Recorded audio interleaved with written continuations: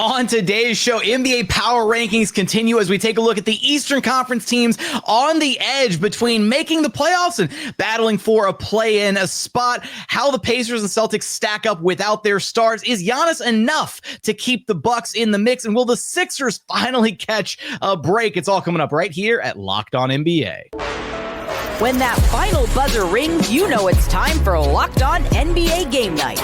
All the post-game reactions to every game across the league, every single night, with insights only the hosts at Locked On can provide. It's the true NBA fans' one stop for all the action. Every game, every night. It's Locked On NBA Game Night. Tipping off now. What is up, and welcome to another edition of Locked On NBA. I'm your host, Jackson Gatlin, also host of Locked On Rockets, right here on the Locked On Podcast Network, your team every single day. And joining me is my partner in crime, host of Locked On Heat, David Ramil. David, we're about to power rank the middle of the pack in the East, and this might be the hardest set of teams that we've had to power rank. How do you feel? Not confident, I'll tell you that much. I mean, I think the way everybody looks at the Eastern Conference, I think there are two clear contenders, and we went through them in our first episode where we kind of preview and power rank the Eastern Conference. And after that, it's just basically a tier of almost 8 to 9 teams. And it's almost a matter of just personal preference. And they all have their strengths and weaknesses, some more glaring than others. And I think that's kind of what will reflect in our rankings today. But it's not an easy choice, let me tell you. The 6 through 10, much more difficult than any others that we've done so far. Yeah, it's going to be maybe an exercise in futility a little bit here, but we're going to get into it. We're going to do our best on today's show. We want to thank you for joining us on today's show and let you know first, today's episode is brought to you by Monarch Money. Take control of your finances with Monarch Money. Use code LOCKEDONNBA at monarchmoney.com for 50% off of your first year. And as always, thanks so much for making Locked On NBA your first listen each and every single day. Now, this is a series that David and I have been running here at the Locked On NBA channel. This is our 4th episode of power ranking across the NBA landscape. As a quick refresher from the first iteration of the Eastern Conference that we did, where we took a look at spots 1 through 5 in the Eastern Conference. I'll quickly run through those right here at the top. In order 1 through 5, David had the Cavs, then the Knicks, then the Magic, the Pistons, and the Hawks in 5th place. So that's 1 through 5 for David in the East. And then I had the Knicks, Cavs, so flip-flopped right there. Knicks, Cavs, Magic 3rd, Celtics at 4th, which a lot of people let me know was a stupid take. So I'm gonna have to hold this one and really hope that Joe Mazzulla and the Celtics don't make me look dumb. And then I had the Pistons at 5th. So Knicks, Cavs, Magic, Celtics, Pistons, 1 through 5 for me. So this takes us to our first slot here. 6th best team, 6th, highest ranked in the Eastern Conference. David, where are you going for this first draw? It's going to be really difficult. Again, we're kind of looking at what these teams are capable of. And they all have some kind of an issue, whether it's an injury issue or something that it might just, it could change completely in terms of where they wind up finalizing the rankings or anything like that. But I just look at it in terms of pure talent and what this team was supposed to have been able to do last year. I'm going with the Philadelphia 76ers as the 6th best team in the Eastern Conference. Okay, I like it. All right, you know what? I was worried that I was going to be alone in this pick because I was always sitting here rummaging through the mess that is the middle of the Eastern Conference. I was like, I was really struggling. And then I kind of thought, I was like, well, like on paper, the Sixers should be good. Like health permitting, if they can catch a break, you've got an MVP caliber talent in Joel Embiid. You've got an all-star in Tyrese Maxey. Jared McCain looked incredible until he got hurt. You've got Paul George, who, if he can just be even like 70% of what he used to be, like we're not even talking prime Paul George. Give the Sixers 70% of what you were as Paul George for the Clippers, and that'll be a really solid like addition on the wings. So I'm right there with you, man. I struggle to see how the Sixers, with their wealth of talent, can't somehow scrape out like the top spot of this next tier of teams in the Eastern Conference. Yeah, I'm not going to overthink it. I think you're absolutely right. They've got an MVP player in Embiid, and yes, his health is always going to be a question mark. So what? Like if he's out there and he's able to play the way he can, I don't expect anything less than 40 plus wins from this team if he's out there, and that's if he's out there by himself because he's that good. He's been that dominant. when he's available and healthy. And yeah, sure, that's always the question. But to your point, they've got so much else there. They've got good coaching in Nick Nurse, high expectations for last year. Look, I'm going to go on record and say that I made a huge mistake in predicting that they were going to win the Eastern Conference last year. Obviously, they fell well short of that, but I don't think anybody could have predicted the slate of injuries that was going to just destroy this team all season long. Just when they thought they were getting something good in their rookie, he gets hurt. Maxey just winds up getting shut down. There were so many things wrong with that team last year. And so there's kind of a huge stink just kind of hovering over that group, but you can't overthink it. They've got the talent. They've got the coaching. They've got the depth. They've got everything they need. To be honest with you, they're the sixth best team. And I wouldn't be surprised if they finish in the top three. That's certainly a possibility if things break right with that team and they stay healthy. It certainly feels like the 76ers of the bunch of teams that we're about to discuss here in today's show have the best odds to take that jump and suddenly break into what we kind of, is kind of almost being universally viewed as the top three teams in the Eastern Conference. When you look at the top two guys in the Cavs and Knicks, whichever one you have, as 1 and 2, and then the Orlando Magic that are being widely viewed as maybe the third best team in the East coming to this next year. I certainly feel like the 76ers, if they get, some injury luck on their side, if they can get a healthy season from Joel Embiid, and not to mention, you're also adding VJ Edgecombe into the mix, right? And I don't know, sometimes rookies aren't exactly ready to contribute right away, and it's not going to be, this could actually be, maybe the best thing for VJ Edgecombe is he's being brought into an organization that isn't a bad organization, right? They have high aspirations. They want to win at the highest level. He has star level players that he's going to be playing alongside. And so it's not, him going to the Wizards where he's going to get 35 minutes a night and carte blanche to do whatever he wants on a night to night basis. He's going to have to learn how to play winning basketball from day one. And I think that could be really crucial and important for his development as a player. He's going to be great on the wings for them, whether he starts, comes off the bench, who knows. But I'm glad we're in unison here on the 76ers. We're coming out of the gate strong because I feel like this might be kind of a controversial pick. But again, at the end of the day, 76ers, Embiid, Maxey, there's reasons to be confident in this team, even if they haven't given us a ton of reasons to be confident in them, at least not recently. I mean, you could say that, as I said earlier in the show. Each of these teams has a reason for them to be viewed as a potentially bad team. And certainly with this team, you don't have to look very far considering what we saw from them last year. But it's unfair to just use that as a model for what they're going to be moving forward.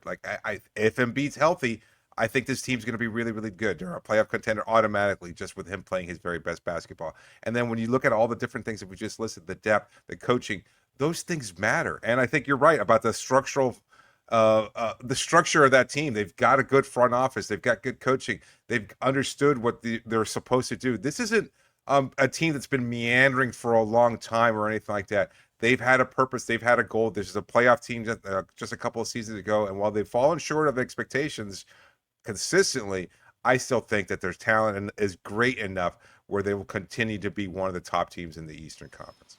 Coming up, how can the Pacers and Celtics stack up without their stars? And is Giannis enough for the Milwaukee Bucks? We're going to get there in just one moment. First, today's episode is brought to you by Monarch Money. Look, most people can't name all their financial accounts or even what they're worth, whether it's 401ks, properties, or investments. And when you don't have the full picture, you can end up leaving money on the table. That's why there's Monarch Money. It's an all-in-one personal finance tool that brings your entire financial life together in one clean, easy-to-use interface on your laptop or your phone. Monarch does all the heavy lifting for you. You can link all your accounts in minutes, see clear data visuals, and get smart categorization of your spending, and finally feel in control of your money without ever touching a spreadsheet. Look, when I first started using Monarch, I was a little embarrassed and kind of disappointed in myself when I realized just how much I was spending on food. I'm talking just dining out at restaurants, hitting drive-thrus, delivery, carry out, all that stuff. Now I budget smarter and I save more. So don't let financial opportunities slip through the cracks. Use code LOCKEDONNBA at monarchmoney.com in your browser for half off your very first year. That's 50% off your first year at monarchmoney.com with code LOCKEDONNBA. And continuing on here at Locked On NBA, thanks so much for making us your first listen each and every single day. For your second listen, go find the show for your favorite team in the association. All right, David, we're getting to spot 7 here on our Eastern Power Rankings. And this is where I think I wonder, I'm very curious your thoughts, because again, I might have jumped the gun on the Celtics being a little bit higher up than I probably should have had in my power rankings. So I'm more so curious for you and also myself, because I still got to slot the Pacers somewhere in here. How far we kind of think the Pacers, and in your eyes, the Celtics, are ultimately going to fall without their respective star players, without Tatum, without Tyrese Halliburton. Who do you have here at 7? A really good question. I still think the Pacers are going to struggle mostly, and they're not going to be making my 6 through 10 list. I'll tell you that much, despite them being as good as they were last year.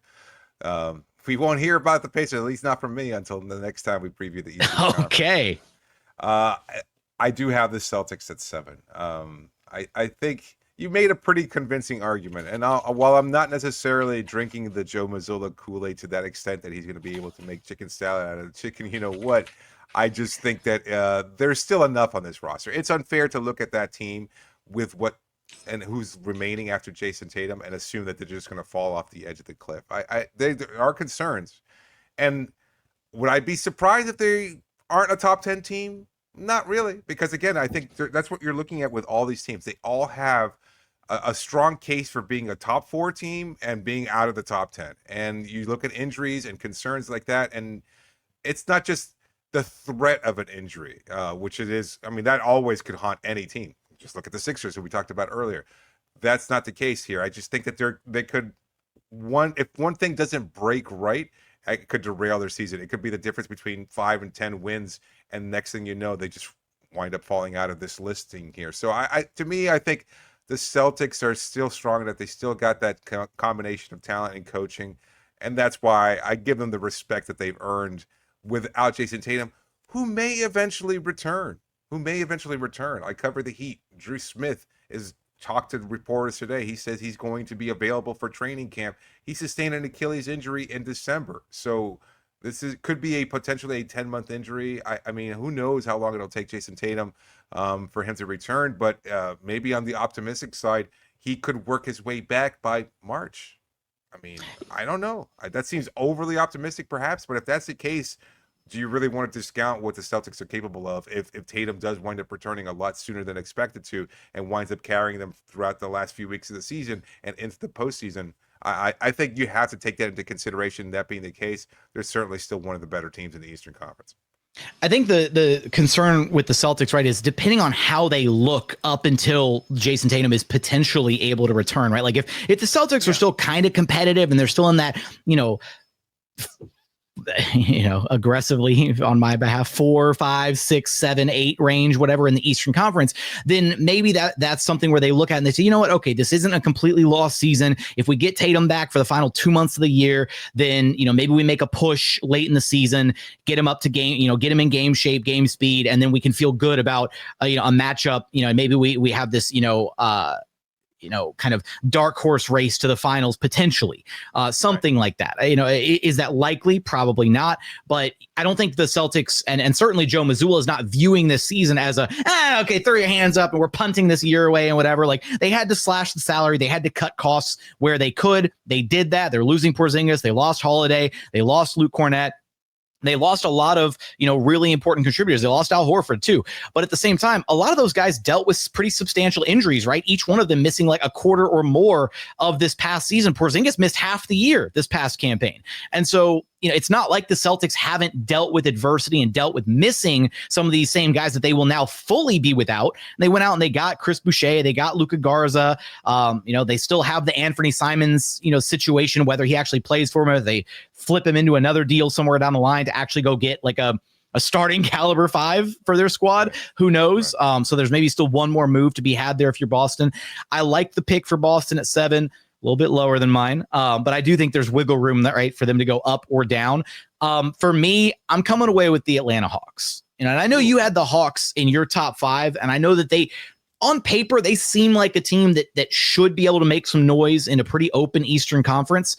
But at the same time, every time that I want to be bought in on the Hawks, whether it's And on paper, Trae Young is this heliocentric star. He gets you, he leads the NBA in assists per game. He, can carry you in the scoring load, in the scoring department on a night to night basis if he need him to. They've done a good job putting good defenders around him. There's a ton of length, athleticism.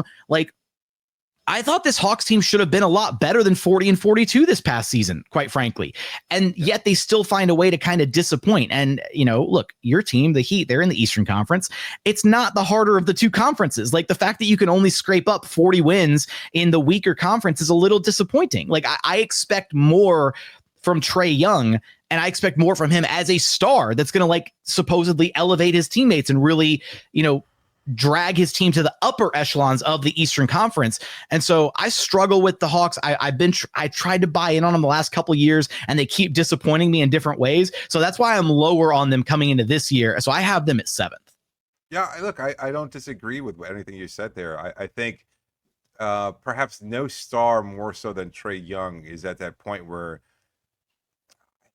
it's difficult to assess what his career is like at this stage, because there's certainly been individual greatness there, and yet it hasn't really translated into any actual team success, and for a variety of reasons, not all of which are his fault.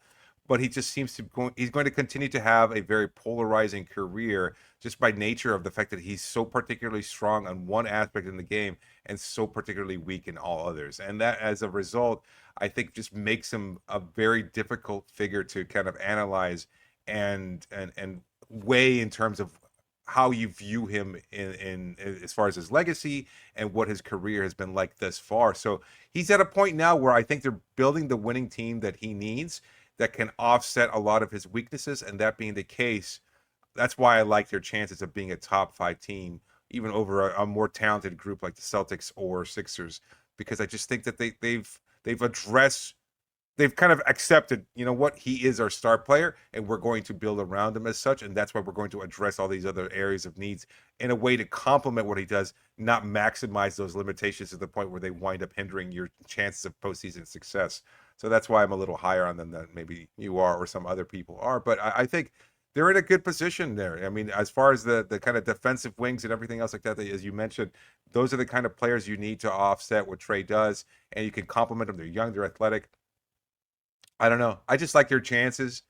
But again, they're at such a point now where I wouldn't be surprised if they wind up being disappointing, because it just always seems like that's the case. They just always fail to reach those expectations. Even last year, going into the play-in tournament, I thought they were going to be able to beat Miami pretty easily. That was not the case, and they wind up missing out in the playoffs. And so you always just expect the shoe to drop with this group, because you're never confident in their ability to have anything sustainable or very good for a prolonged period of time. And while injury certainly affected last year's chances, if they're healthy this year and they have the kind of roster that we've talked about and are optimistic about, I think they could make some noise. So they're always at that point where, you just don't know what you're getting with that team on a year-to-year basis, but it's always going to wind up being a disappointment.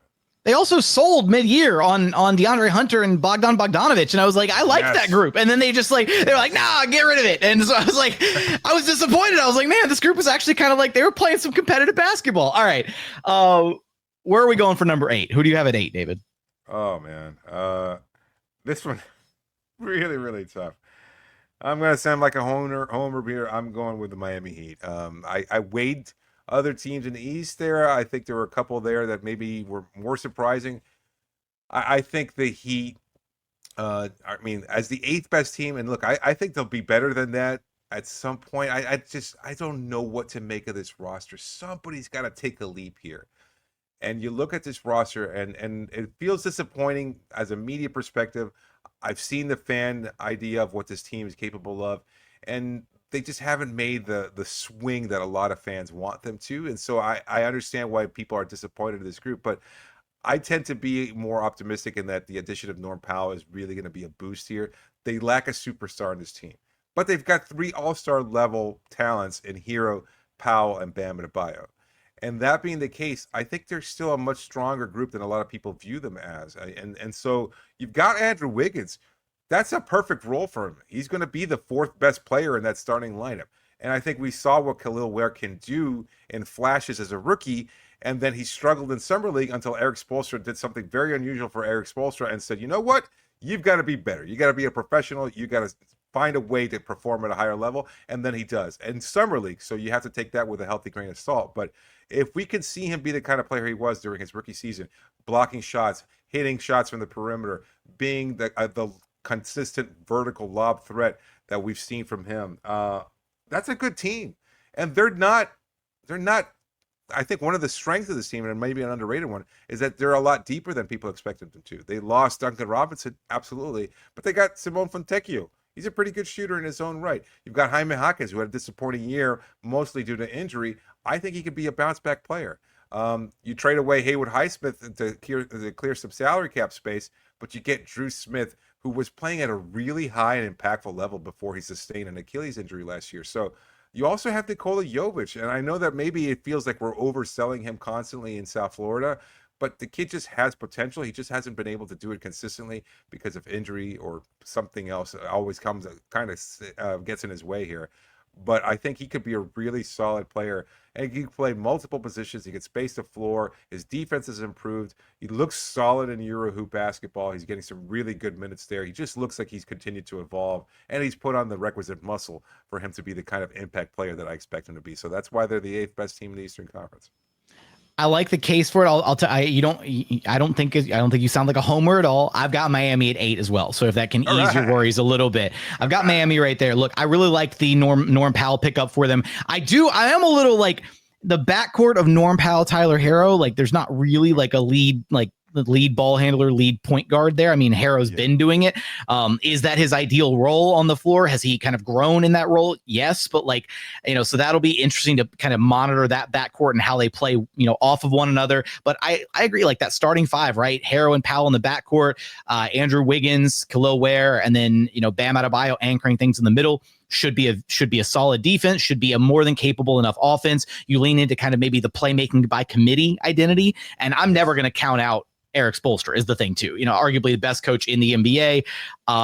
You give him a roster with this depth that you already highlighted and mentioned, guys, there's depth at every position in Miami, right? Like, there's, you can go 10, 11 deep ish and feel pretty confident about it. So in an Eastern Conference where there are teams that I think have some very glaring weaknesses, some significant holes up and down some of these other rosters, in this kind of 6 through 10 race, 8 almost feels like a disservice to Miami, given the fact that they'll have some of the continuity coming into this next year. Their stars have been playing together. They're not some cobbled together roster of, mercenaries trying to figure out, okay, can they make it work? Can they not make it work? Yeah, they missed out on KD, but maybe they have another swing left in them. Maybe another star player shakes loose at one point this upcoming season. And then that's the star that, Pat Riley ultimately deems is worthwhile going a little bit further, going maybe not all in on, but just, making a sizable swing for. I like Miami at 8. And it kind of feels like they've been stuck in that like 7 to 9 purgatory of the East for a while now, but they're also that one team in that range that like no other team in the upper echelon of the East ever wants to deal with. And I think that says something about the quality of those Miami teams when it's like, okay, you're looking down the play-in standings, you're like, you know what? I don't, let's just deal with anybody else other than Miami in that play-in bracket, please, for the love of God.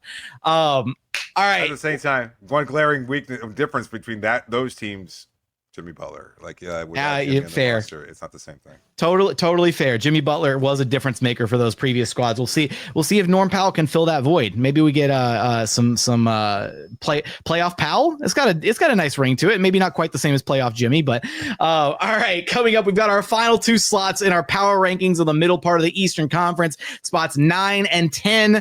Where do the Bucks ultimately stand? Is Giannis enough for Milwaukee to still make some noise in the Eastern Conference? We're going to get there in just one moment.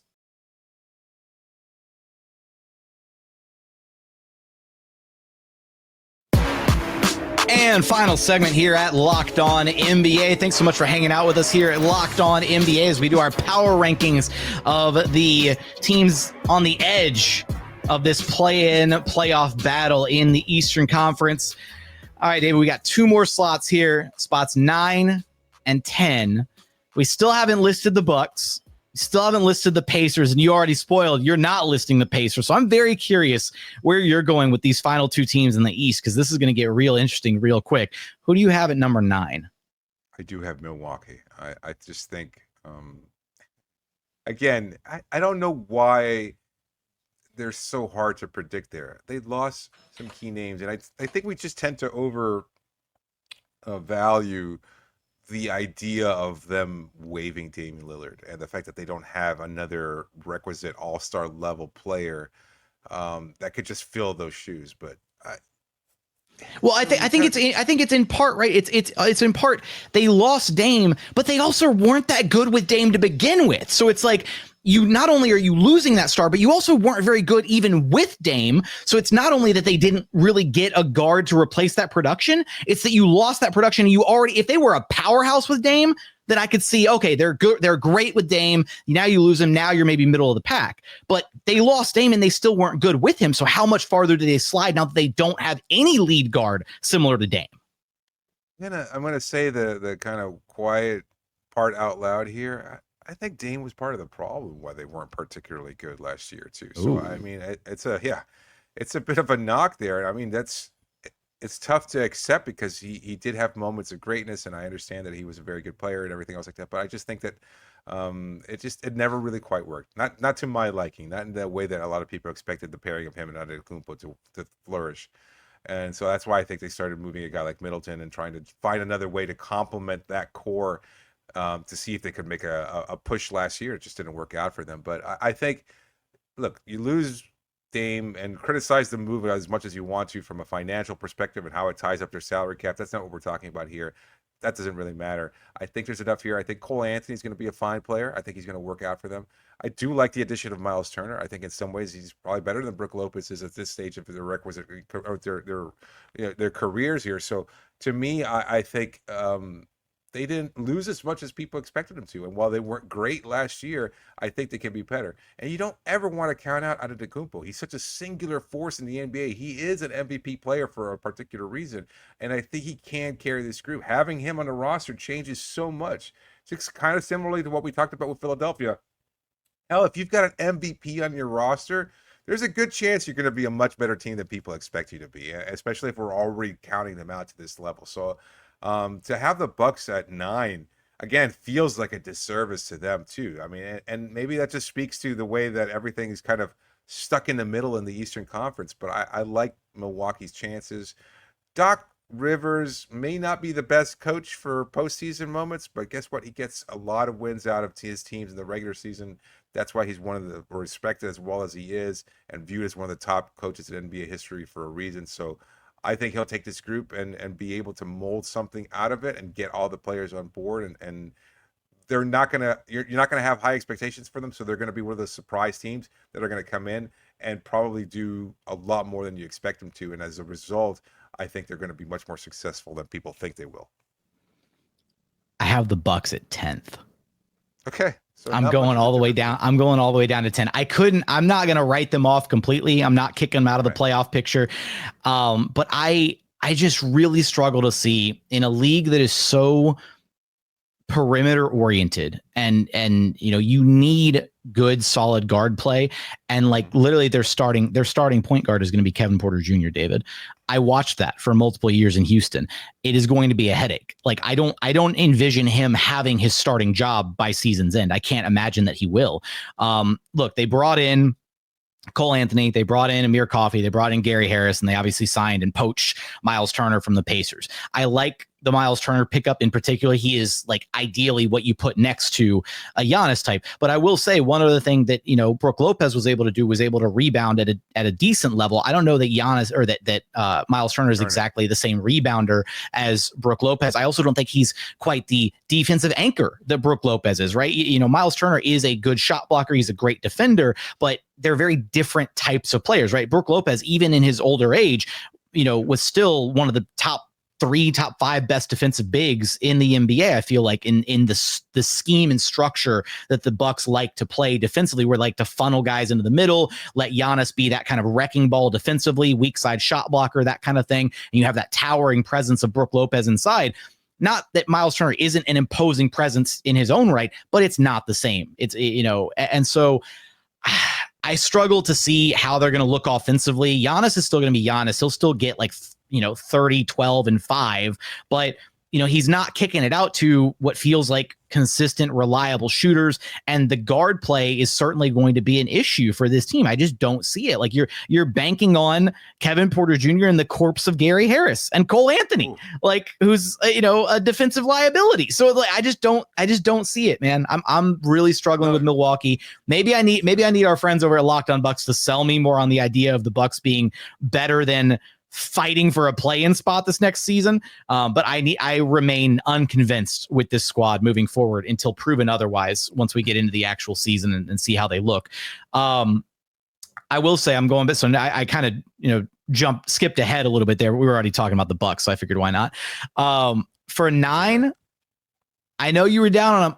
I'm sticking with the Pacers, man. I'm going with the Pacers. A little bit lower than I honestly thought I was going to put them when I started weighing all these teams against each other, because at the end of the day, like the Pacers, they lost Miles Turner, and that's a big loss for them. But that's also their only loss. Now, granted, they'd lose Tyrese Halliburton for likely the entire season. So yes, that is another loss.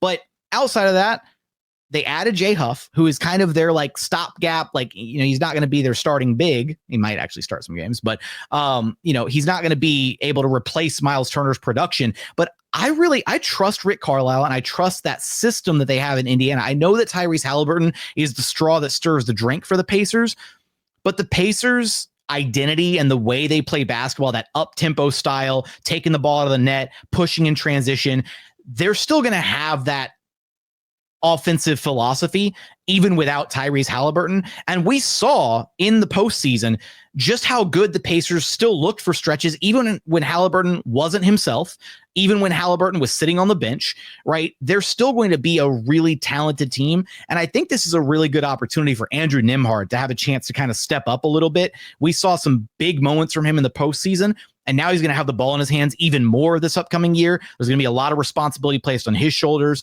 Pascal Siakam's going to have to step up in a big way for this team.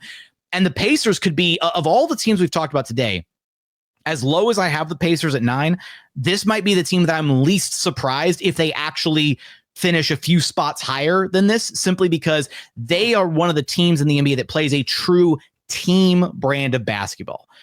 Obviously, Tyrese Halliburton is so important to their success, but I think that they can replicate a similar level of success without Halliburton because of how well coached they are with Rick Carlisle and all the pieces that they've got. Guys that play their roles beautifully, but those guys are also, I think, going to be capable of a little bit more kind of stepping up in the absence of Tyrese Halliburton. That's my case for the Pacers at 9.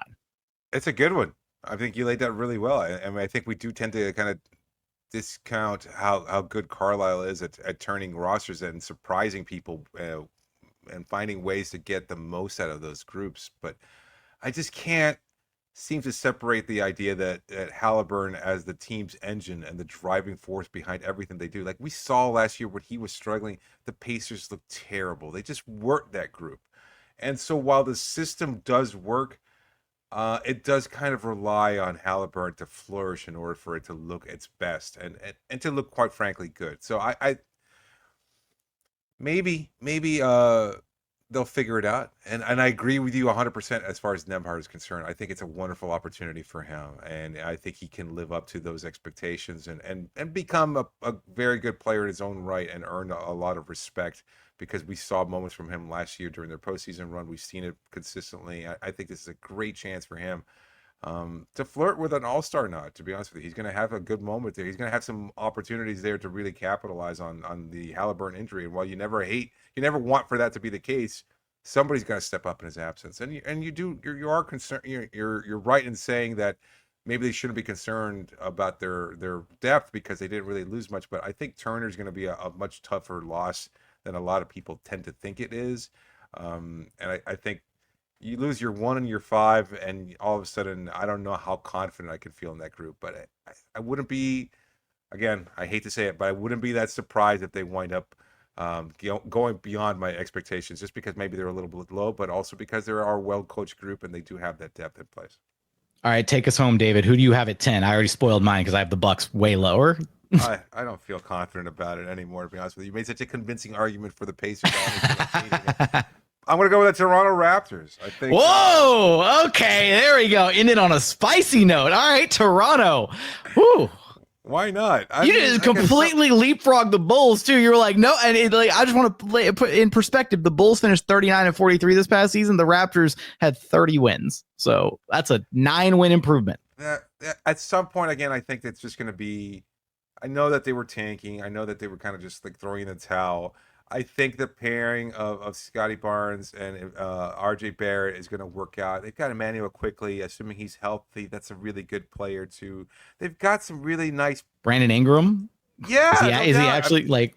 Yeah, I think it's going to be a much better roster than people expected to. And I, at some point, teams just usually flip the switch and say, you know what, we're no longer going to be this team that's on the outside looking in. And I think there's just enough talent there where they're going to be a much better team than people expected to. The coaching, I think, there were questions there. I still don't know exactly whether or not he's the right coach for that particular situation now that they have higher expectations than they did in the past. But that being the case, I still think this roster is good enough to still make a major push. All right, that's going to do it for our East Power Rankings 6 through 10. We want your thoughts. How would you rank the Eastern Conference 6 through 10? Give us your thoughts in the YouTube comments. But as always, thanks so much for hanging out with us here at Locked on NBA. Be on the lookout for our sister show on this very same channel and podcast feed. Until then, we'll catch you guys on our very next Locked on NBA.